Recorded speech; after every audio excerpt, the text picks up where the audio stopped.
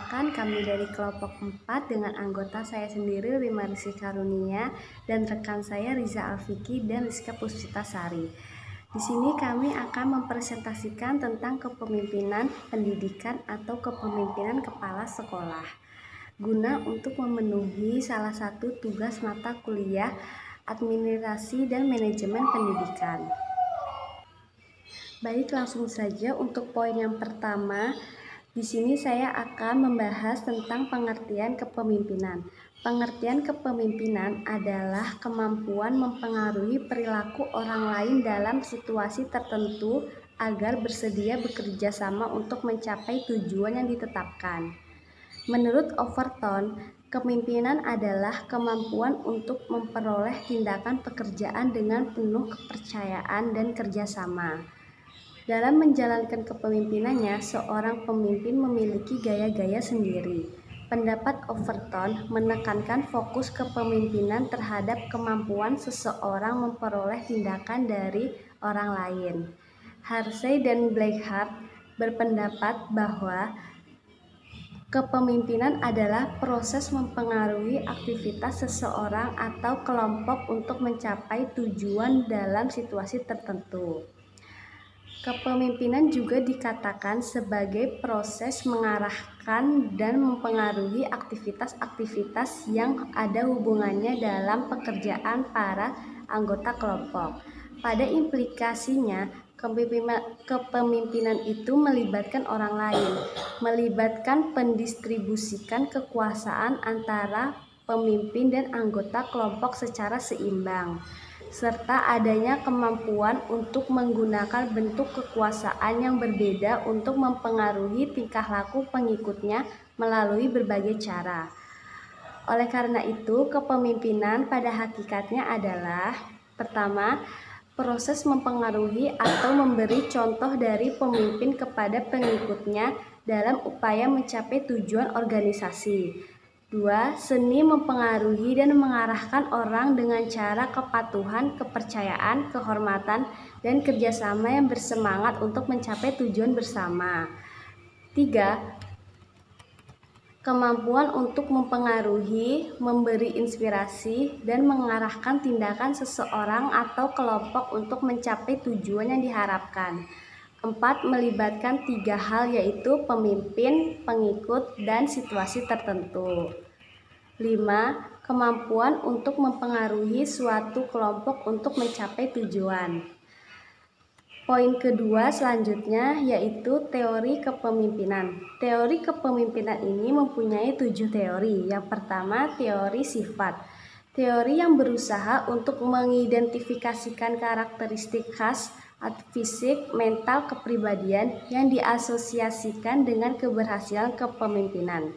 Teori ini didasarkan pada asumsi bahwa beberapa orang merupakan pemimpin alamiah dan dianugerahi beberapa ciri yang tidak dipunyai orang lain, seperti energi yang tiada habis-habisnya, intuisi yang mendalam, pandangan masa depan yang luar biasa, dan kekuatan persuasif yang tidak tertahankan.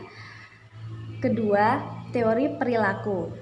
Teori ini mengidentifikasi perilaku-perilaku seorang pemimpin. Bila perilaku pemimpin ada perbedaan yang berarti jika dibandingkan dengan perilaku yang dipimpin, maka kepemimpinan akan dapat diajarkan.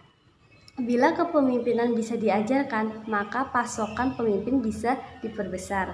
Yang ketiga, teori kepemimpinan situasional. Teori ini lebih menekankan pada pengikut dibandingkan dengan pemimpin untuk tercapainya kepemimpinan yang efektif. Hersey dan Blackhart berpendapat bahwa kepemimpinan yang efektif bergantung dari tingkat kesepian atau kedewasaan para pengikutnya. Jika pengikut tidak mampu dan tidak ingin melakukan tugas, maka pemimpin perlu memberikan arahan khusus dan jelas. Yang keempat, teori jalur tujuan. Teori jalur tujuan pada mulanya dikembangkan oleh Robert House. Pada prinsipnya, teori ini berpendapat bahwa merupakan tugas si pemimpin untuk membantu pengikutnya dalam mencapai tujuan mereka dan untuk memberikan pengarahan dan dukungan agar dapat dipastikan tujuan mereka sesuai dengan sasaran secara keseluruhan dari suatu kelompok atau organisasi. Yang kelima, teori lingkungan. Teori ini menjelaskan bahwa keberhasilan seorang pemimpin dalam menjalankan tugasnya sangat bergantung terhadap situasi dan gaya kepemimpinan yang dipakainya. Untuk situasi yang berbeda, maka dipakai gaya yang berbeda pula. Berdasarkan teori lingkungan, seorang pemimpin harus mampu mengubah model kepemimpinannya sesuai dengan tuntunan dan situasi zaman.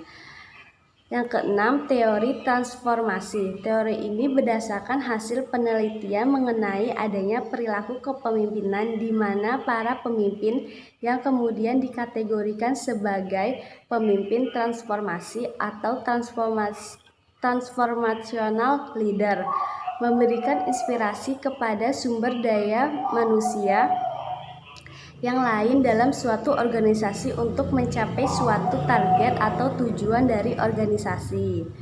Yang keenam, teori neokarismatik. Teori ini menekankan simbolisme, daya tarik emosional, dan komitmen pengikut yang luar biasa. Ketujuh, teori karismatik. Teori ini mengemukakan bahwa para pengikut membuat atribut dari kemampuan kepemimpinan yang heroik bila mereka mengamati perilaku-perilaku tertentu dari pemimpinnya. Untuk materi selanjutnya akan disampaikan oleh teman saya. Selanjutnya kita akan membahas mengenai tipe-tipe kepemimpinan. Tipe yang pertama adalah tipe otoriter. Pemimpin yang bertipe demikian dipandang sebagai seseorang yang selalu memberikan perintah dengan mengharapkan pelaksanaan yang selalu positif. Ia selalu menakut-nakuti bawahannya dengan jalan memberikan hukuman bagi bawahan yang melakukan tindakan negatif atau yang melakukan perbuatan negatif.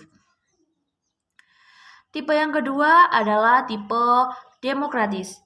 Tipe demokratis berlandaskan pada pemikiran bahwa aktivitas dalam suatu organisasi dapat berjalan dengan lancar apabila ada suatu masalah itu dapat dipecahkan antara pemimpin dan juga bawahannya secara bersama-sama. Tipe yang ketiga adalah tipe kendali bebas. Tipe kepemimpinan ini merupakan kebalikan dari tipe yang pertama tadi, yaitu tipe otoriter. Kepemimpinan dijalankan dengan memberikan kebebasan penuh pada orang yang dipimpin dalam mengambil keputusan dan melakukan kegiatan menurut kehendak masing-masing, baik secara perorangan maupun secara kelompok-kelompok kecil. Pada tipe ini, pemimpin hanya berperan sebagai penasehat saja. Dalam sebuah kepemimpinan, pastinya ada tugas dan fungsi adanya kepemimpinan tersebut. Tugas dari kepemimpinan antara lain adalah menyelami kebutuhan kelompok dan keinginan dari kelompoknya tersebut, mencapai tujuan yang realistis, dan meyakinkan anggota kelompoknya agar dapat mencapai tujuan yang realistis tersebut. Selanjutnya, fungsi dari kepemimpinan. Fungsi dari kepemimpinan umumnya adalah untuk mengusahakan agar kelompok yang dipimpinnya dapat mencapai tujuan dengan baik melalui kerjasama yang produktif dalam segala situasi.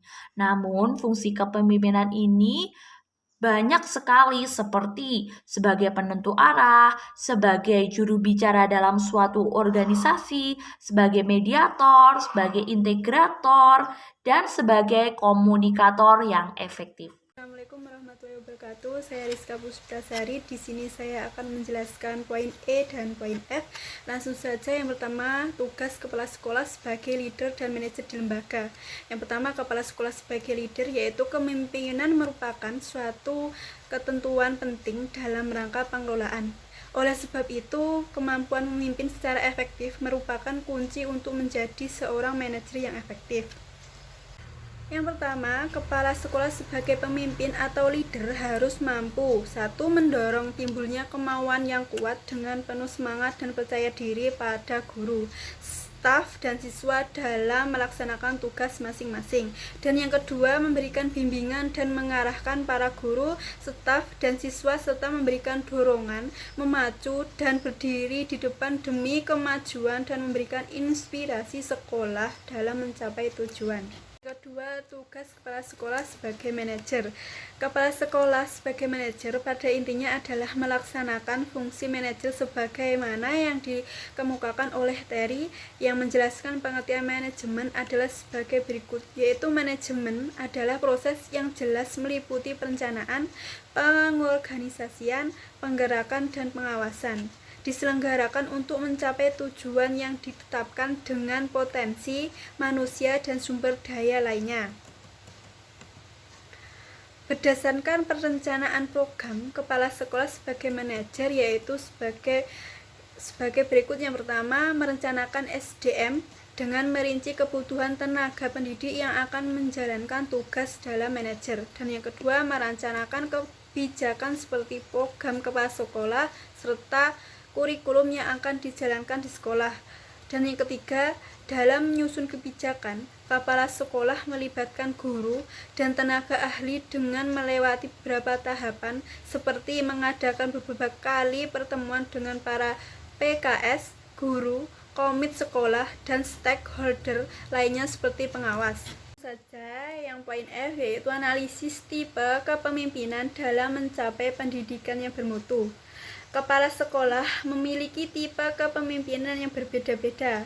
Tipe kepemimpinan kepala sekolah merupakan tipe kemampuan dari seorang kepala sekolah dalam mempengaruhi dan menggerakkan bawahan pada suatu organisasi atau lembaga sekolah guna tercapainya tujuan sekolah. Pemilihan tipe kepemimpinan yang tepat akan memberikan motivasi kepada bawahan sehingga bawahan akan merasa puas. Sebaliknya, tidak jarang kesalahan dalam pemilihan tipe kepemimpinan berakibat kegagalan kepemimpinan seseorang dalam sekolah dan berdampak pada mutu pendidikan sekolah tersebut. Mutu pendidikan dapat dilihat dari dua hal, yakni mengacu pada proses pendidikan dan hasil pendidikan. Proses pendidikan bermutu apabila seluruh komponen pendidikan terlibat dalam proses itu sendiri. Sedangkan mutu pendidikan dalam konteks hasil mengacu pada prestasi yang dicapai sekolah pada setiap kurun waktu tertentu.